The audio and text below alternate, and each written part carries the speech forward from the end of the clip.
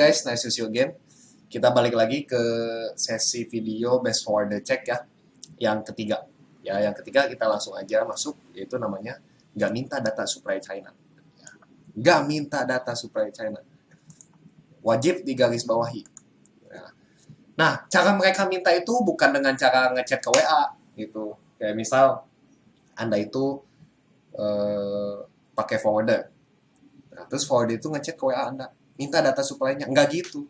Mereka itu caranya smart, pinter. Tuh, dengan cara di packing list. Nah, ingat ya, di packing list. Anda harus mencantumkan data supplier. Client harus mencantumkan data supplier.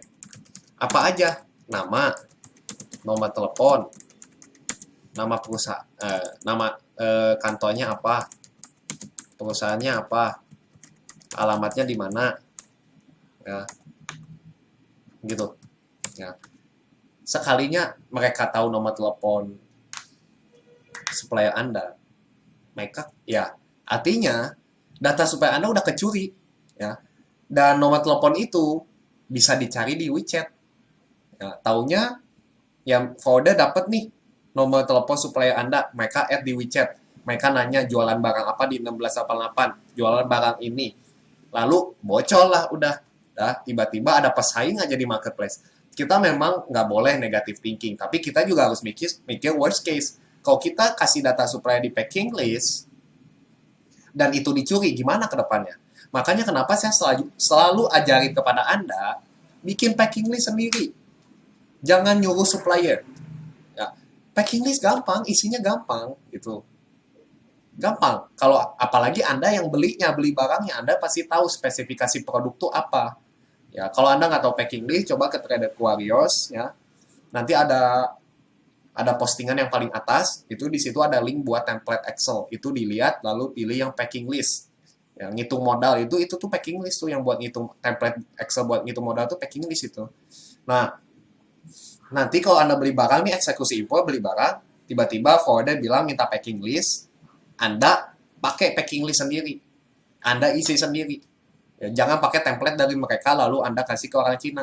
Template mereka itu udah pasti Anda ada tulisan supplier titik 2. Nah, terus Anda kasih ke supplier. Ya supplier pasti nulis. Tiba-tiba terus udah beres supplier nulis dikirim ke Anda kirim ke forwarder, ya udah. Data supplier Anda kesebar udah.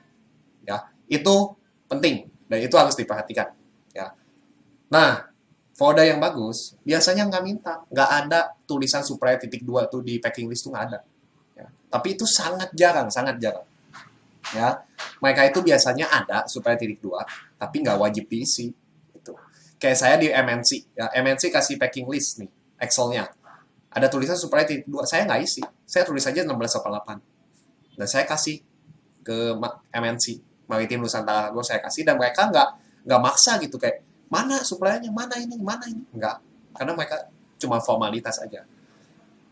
Ya, nulis supplier itu cuma formalitas supaya packing listnya tuh lengkap.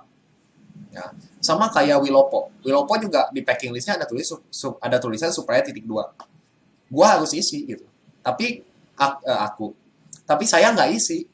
Saya cuma tulis 1688 marketplace, dan sama sekali saya nggak tulis nomor telepon, alamat, nama perusahaannya apa, saya nggak tulis. Saya cuma tulis 1688. Karena mereka itu nggak butuh kontak supplier. Kalau mereka bilang, iya kita butuh kontak supplier, supaya kalau ada apa-apa kita bisa hubungi supplier. Nggak usah. Bilang aja, jawab, nggak usah. Gitu. Kalau ada apa-apa, saya yang hubungi supplier. Saya bisa bahasa Cina. Saya punya agen, saya punya si Bobby yang bisa bantu bahasa Cina, yang bisa urus barang. Dan mereka mau jawab apa lagi? Mereka nggak bisa jawab. Karena memang mereka nggak butuh data supplier gitu. Ya. Nah, jadi gitu ya. Jadi forwarder yang bagus biasanya kalau kita nggak nyantumin data sebagai supplier, kayak kita cuma tulis 1688 atau enggak supplier WeChat. Mereka lihat dan ya udah, mereka terima aja. Mereka nggak maksa Anda supaya tulis gitu. Tulis data supplier enggak. Forwarder yang bagus itu nggak maksa Anda buat nulis data supplier. Karena apa? Ya, karena di Wilopo, saya nggak jelekin Wilopo ya. Saya juga nggak tahu ini benar atau enggak. Tapi ini adalah worst case yang saya lihat. Ya, Wilopo itu di packing listnya yang template packing listnya, mereka ada, kita harus nyantumin database supplier. Nah, ya, tapi saya bilang, saya nggak cantumin gitu. Kan saya bantuin member mastery ada yang pakai Wilopo. Saya nggak cantumin, saya cuma tulis 1688. Karena apa?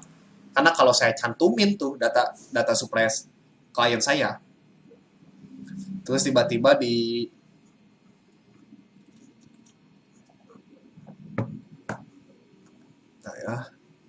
kelas import Wilopo cargo. Ya. Ya. Contoh, kita ambil ibarat saya pakai packing list template-nya Wilopo. Saya cantumin database supplier saya. Ya. Oke, saya kirim. Ya. Tiba-tiba ini, dia ada kelas info gratis. Gratis guys, nggak bayar. Ya. Sama sekali gratis. Kalau di saya kan 1 juta. Wilopo gratis gitu. Ya. Tapi isinya juga beda gitu. Nah, terus di sini dia ada bilang gini.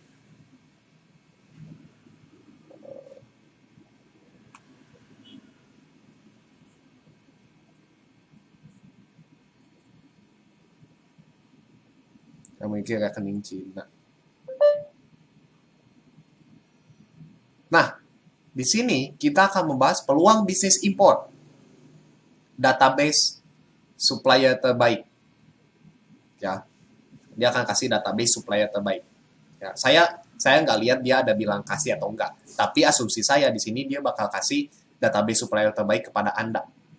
Ya. Nah, di sini ya, ini kata-kata ini. Kata-kata ini yang bikin saya agak ngejanggal. Database supplier itu maksudnya apa? Kita membahas supplier terbaik, kita cari supplier terbaik. Nah, karena dia di sini ada bilang cara mencari supplier yang terpercaya, terbuka, dan terbaik. Tapi di sini dia bilang kita akan membahas peluang bisnis import.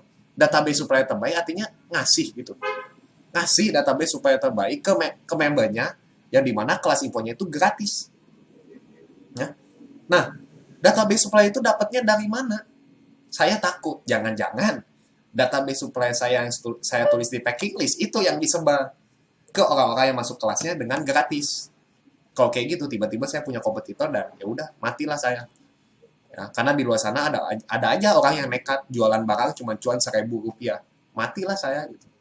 Nah, ini cuma asumsi saya ya. Saya juga nggak tahu dengan pasti apakah iya benar atau enggak. Cuman ini asumsi saya. Saya tidak menjelekkan Wilopo, saya tidak sama sekali. Saya cuma ini asumsi saya. Ini yang saya tangkep gitu dari yang saya baca. Ya, tentu pada faktanya kita nggak tahu apa-apa. Ya. Tapi at least ini worst case skenario-nya. Dan Anda harus tahu worst case skenario ini. Gitu. Makanya kenapa saya bilang, jangan kasih data supplier di packing list. Titik, no debat. Ya. Kalau dia bilang, kalau Founder bilang takut ada apa-apa, nggak apa-apa. Ada apa-apa, saya yang chat sama supplier. Saya juga punya si Bobby, bisa ngurus sama supplier. Kayak gitu aja, beres. Mereka nggak akan bisa jawab apa-apa. Oke? Itu aja, nanti kita akan masuk ke forward check keempat. Ya, di next video. I'll see you in the next video. Thank you so much. Bye-bye.